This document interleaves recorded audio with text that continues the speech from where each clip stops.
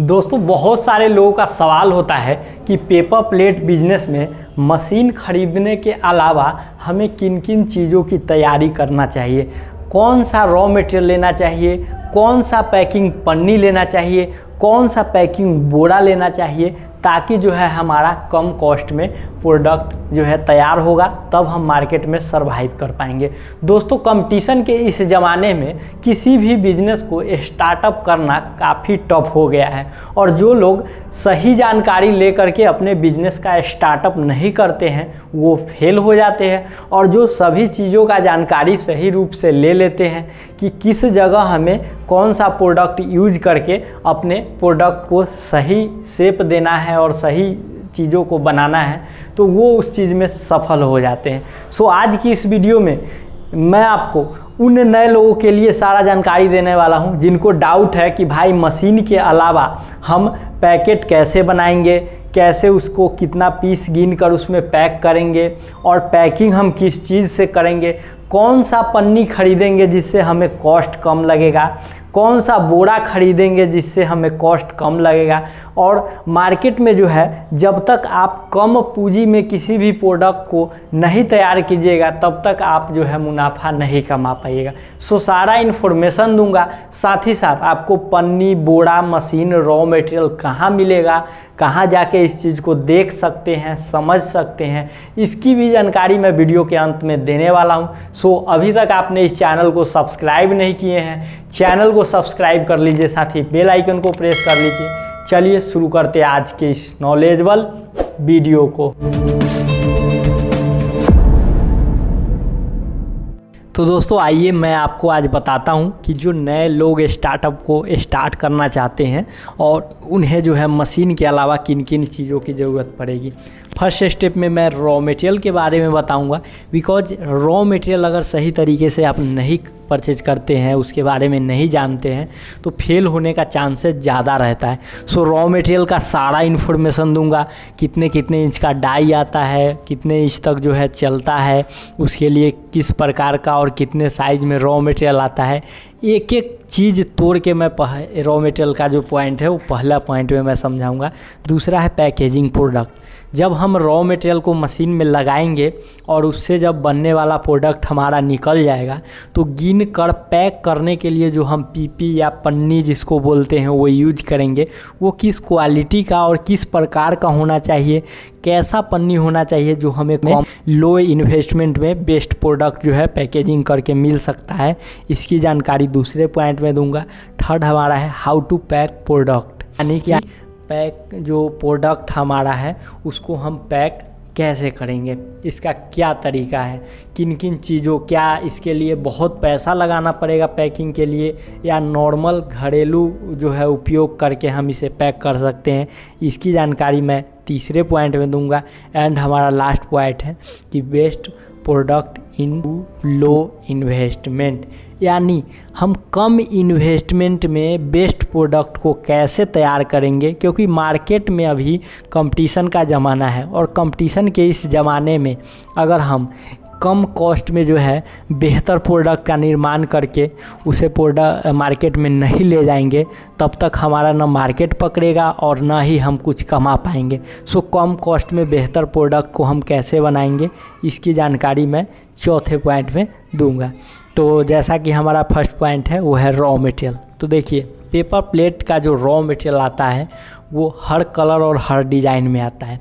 अब बात आता है कि रॉ मटेरियल से पहले अगर कोई लोग डाई लेते हैं तो कौन सा डाई लेते हैं, तो ज़्यादातर 13 इंच थाली के लिए, 6 इंच कटोरा प्रसाद के लिए, 7 इंच जो है प्लेट नाश्ता के लिए, 4.5 या 5 इंच का जो है वो गोलगप्पा खाने के लिए, नॉर्मली 5 से 6 डाई जो है लगता है।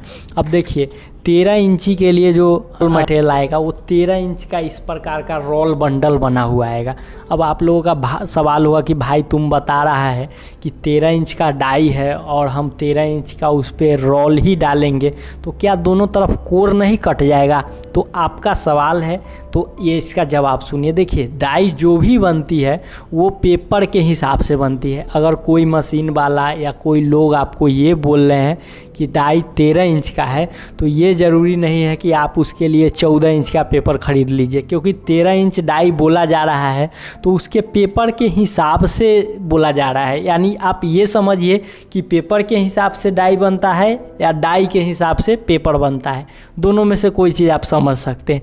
तो 13 इंच बोला जा रहा है तो 13 इंच के लिए 13 इंच रोल, 6 इंच के लिए 6 इंच का रोल, 7 इंच के लिए 7 इंच का रोल, 7.5, 4.5 या 5 इंच के लिए 4.5 या 5 इंच का रोल। ये समझिए कि अब इसमें कलर जो है वो अनेकों कलर आता है, केला पत्ता, साल पत्ता, गोल्डन, सिल्वर, गुलाब के फूल डिज़ाइन, अनेकों कलर आता है जो आप मार्केट में जिस भी तरीके का आपको कलर में सेल करना है वो ले सकते हैं। उसके बाद रॉ मटेरियल में क्या आता है, जीएसएम। जीएसएम के मतलब समझिए थिकनेस यानी मोटाई। अब देखिए सारा खेल जीएसएम का ही है। अगर आपके एरिया में मान लीजिए एक छोटा सा हम गोलगप्पा वाला डोना लेके चलते हैं कि अगर डोना आपका चलता है 75 जीएसएम, 75 जीएसएम सबसे पतला हुआ, उससे मोटा 80 जीएसएम, उससे भी मोटा 100 जीएसएम, 120 जीएसएम, 140 जीएसएम, बढ़ते क्रम में ये चला जाता है। अगर हम 75 के जगह 120 जीएसएम का पेपर ख़रीद लेते हैं, और क्यों ख़रीद लेते हैं लोग इसको भी समझिए। 75 जीएसएम जितना पतला पेपर लीजिएगा उसका उतना प्राइस ज़्यादा रहता है। यानी अगर 75 जीएसएम आपका अभी के हिसाब से 60 रुपये किलो मिल रहा है, उस जगह 140 जीएसएम लीजिएगा तो आपको 50 रुपये ही मिल जाएगा। तो नया लोगों को कोई बोलेगा कि भाई मेरे यहाँ 50 रुपये किलो पेपर मिल रहा है, के ले लो, लोग सोचेंगे भाई हमको सस्ता मिल रहा है, लेकिन उनको ये मालूम नहीं है कि आप जीएसएम के बारे में नहीं समझ रहे हैं, आपको बाद में बहुत महंगा पड़ेगा। तो इसीलिए कि अगर 75 जीएसएम का कोई अगर पेपर ले रहे हैं, अगर 600 या 500 पीस निकाल रहा है, अगर कोई 140 जीएसएम का पेपर लेंगे तो उनको 100 जो है 500-600 के जगह 300 पीस ही निकलेगा। तो बताइए वो कैलकुलेशन कैसे करेंगे, क्योंकि सारा खेल तो जो है पीस का ही है, पीस पे ही मार्केट में बेचना है। सो ये इम्पोर्टेंट है कि इस जीएसएम में आप ये एनालाइज कर लीजिए कि आपका जो दुकानदार है या कुलचे वाला है, ठेले वाला है, गोलगप्पे वाला है, वो आपसे कितने जीएसएम का मांग कर रहा है या पहले से कितना जीएसएम यूज कर रहा है। उसी जीएसएम को आप जो है यूज कीजिए, तभी आपको जो है कुछ बचत लगेगा। मटेरियल क्या है, कैसे है, कौन सा खरीदना है, ये सब जानकारी दे दिया। अगला पॉइंट है हमारा पैकिंग प्रोडक्ट। देखिए पैकिंग प्रोडक्ट में आपका आएगा एक, पहला आएगा पन्नी, दूसरा आएगा बोरा। तो देखिए पहला जो पन्नी आएगा, ये पन्नी समझिए कि आपका बहुत लोग क्या करते हैं कि मोटा वाला पन्नी खरीद लेते हैं। कभी भी इसमें मोटा वाला पन्नी आपको नहीं खरीदना है, क्योंकि मोटा वाला आप पन्नी खरीदिएगा तो वो पीस पे क्या होगा, कम चढ़ेगा। मतलब अगर उतरना चाहिए 500 पीस तो एक उतरेगा वो 1 से 150 पीस, तो उस जगह आपको क्या होगा कि घाटा हो जाएगा, क्योंकि मोटा पन्नी खरीद रहे हैं आपको घाटा होगा। और क्योंकि जब पन्नी आप पेपर प्लेट को पैकिंग करने के लिए ले रहे हैं तो आपको तो खर्चा पेपर प्लेट बेच के ही निकालना है। तो कम से कम कॉस्ट में एकदम पतला से पतला जो पैकिंग पन्नी है आप वो खरीदिए। उसके बाद बोरा की बात की जाए तो बोरा आप देखिए कोई भी यूज कर सकते हैं।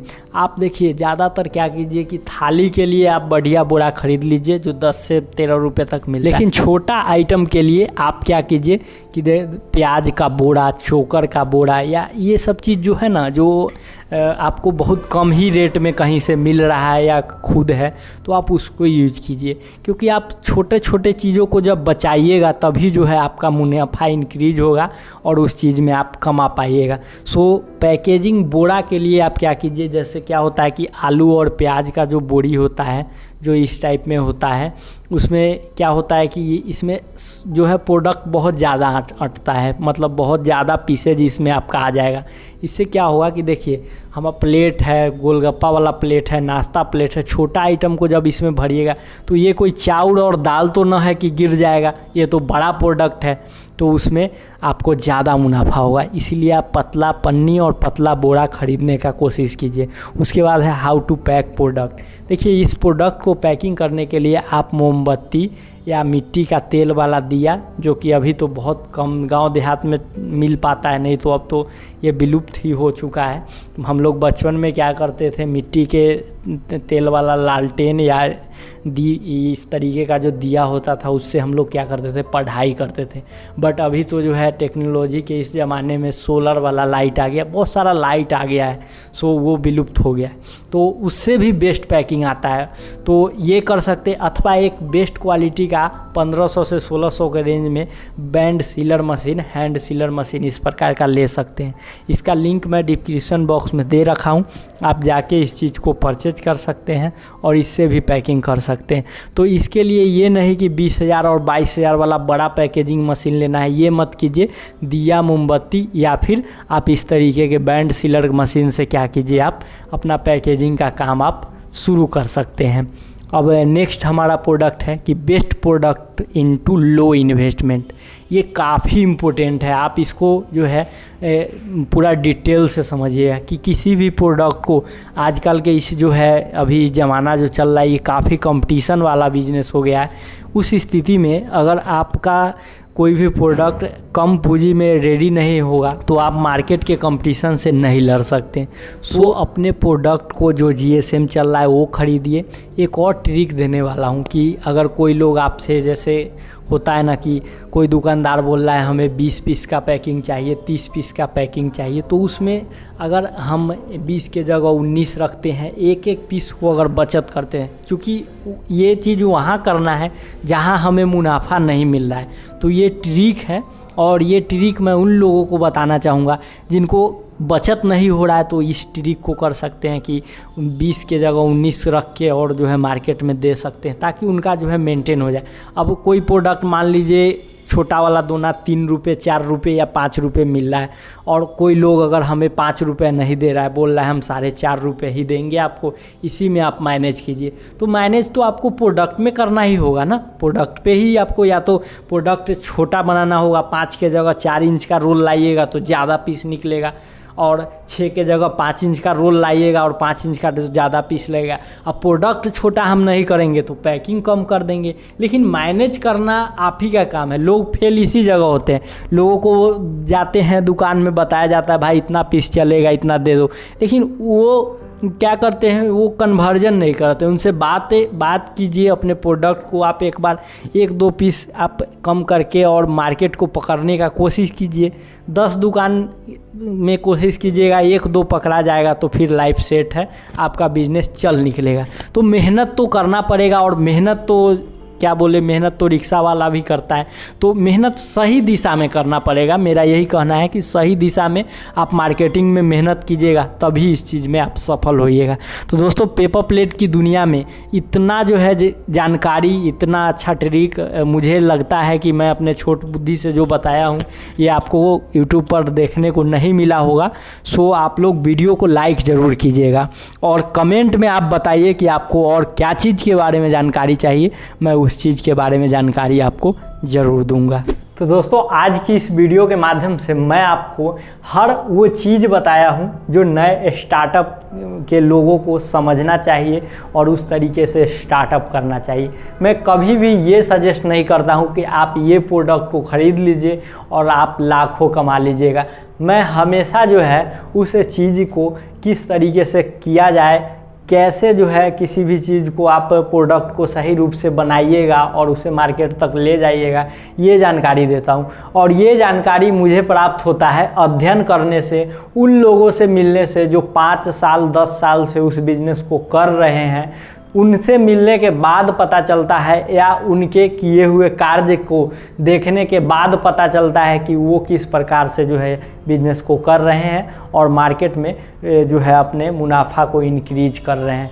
तो दोस्तों, अगर आपका ये सवाल है कि भाई ये चीज़ हम कहाँ जाके देख सकते हैं, तो आप आ सकते हैं कृष्णा इंटरप्राइजेज में, क्योंकि कृष्णा इंटरप्राइजेज हर तरीके का मशीन निर्माण करती है। मुनाफा बढ़ाने वाली पेपर प्लेट, रॉ मटेरियल यानी लैमिनेशन मशीन का निर्माण करती है, ऑल इन वन का सभी प्रोडक्ट बनाती है, पार्ट्स, मशीन के पार्ट्स, डाई एंड लघु उद्योग की मशीन।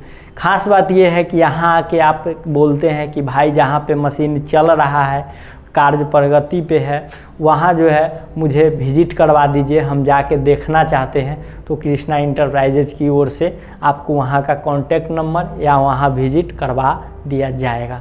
तो दोस्तों आज की ये इन्फॉर्मेशन आपको कैसी लगी कमेंट सेक्शन में ज़रूर लिखिएगा।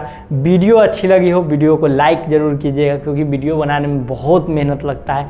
वीडियो उन लोगों में शेयर कीजिए जो इस टाइप का बिजनेस स्टार्ट किए हुए हैं या करने वाले हैं और इस तरीके का नॉलेज नहीं है।